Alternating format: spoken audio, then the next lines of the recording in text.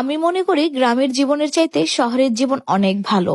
আমি একটা জিনিস খেয়াল করে দেখলাম গ্রামে এসে, এখানে মানুষের মনে কুসংস্কার অনেক বেশি। তারা নিজের জীবনের চাইতে অন্যের জীবনে কি ঘটতে চলেছে সেটা নিয়ে তারা অনেক বেশি মাথা ঘামায়, পরনিন্দাটাও অনেক বেশি করে। গ্রাম হয়তো বা আপনাকে সুন্দর একটা পরিবেশ উপহার দিবে, কিন্তু আপনার মানসিক শান্তিটা দিবে না। এখানে মহিলারা পরনিন্দা নিয়ে অনেক ব্যস্ত, আর পুরুষরা জায়গা জমি বিচার সালিশ নিয়ে ব্যস্ত থাকে। এখানে দোষ ধরাধরি নিয়ে এতটাই ব্যস্ত থাকে যে কার হাড়িতে কি রান্না হচ্ছে তারা এটাও কিন্তু খেয়াল করে।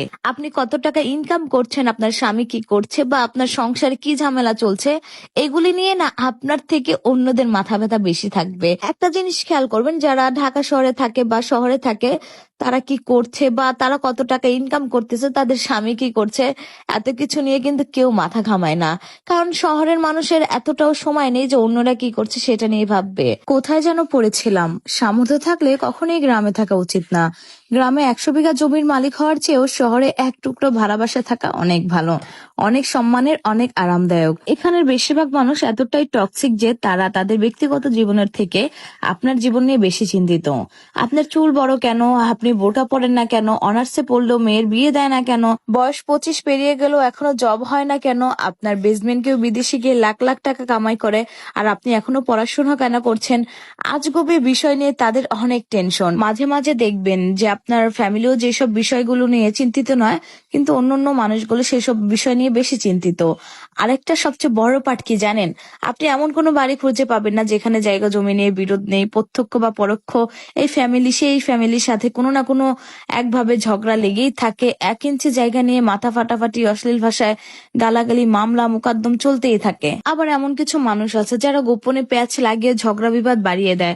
কাউকে পছন্দ না হলে তার নামে জায়গায় জায়গায় বদনাম রটিয়ে বেড়ায়। আর এসবের মধ্যে সবচেয়ে বিরক্তকর পার্ট হচ্ছে গ্রামের চায়ের দোকানগুলো।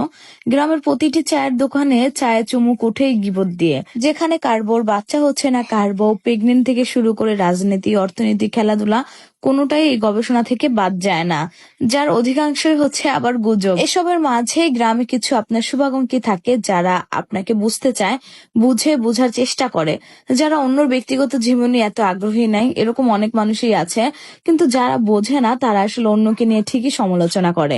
আমি আবার বলবো যে সবাই যে এক তা না, এর মধ্যে কিন্তু অনেক ভালো মানুষও আছে যারা এসব নিয়ে কখনোই চিন্তা ভাবনা করে না, যেটা আমি বললাম। কিন্তু কিছু কিছু মানুষ এরকমই আছে, বেশিরভাগ মানুষই আসলে এরকম। এতক্ষণ কিন্তু অনেক কথা বলে ফেললাম। আমি এত কথা বলার পরে আমি কিন্তু এখন গ্রামে আসি। যাই হোক, আমি আমার মধ্যে থাকার চেষ্টা করি, অন্যদের সাথে একটু কমে মিশি।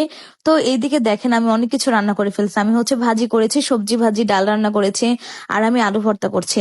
এই যে এই বাটনাটা আমি ঢাকা থেকে কিনে আনছি। আমি অনলাইনে দেখেছিলাম প্রায় 350 টাকায় বাটনাটার দাম। পরবর্তীতে যেখানে অরিজিনাল বানায়, যেখান থেকে সেল হয়, ওখানে গিয়ে আমি নিয়ে আসছে বলতে আমাকে আমার বোনকে বলেছিলাম, ও নিয়ে আসছে। দাম নিয়েছে 150 টাকা। 150 টাকা হিসেবে অনেক ভারী, কিন্তু বাহির থেকে বা যারা বিক্রি করে ঘুরে ঘুরে তাদের কাছ থেকে কিনতে গেলে আরো বেশি লাগতো। আমার তো খুবই পছন্দ হয়েছে। খুব সহজে এই বাটনাতে ভর্তা করা যাচ্ছে, সাথে কিন্তু আমি ভর্তা করে খেয়েও নিচ্ছি।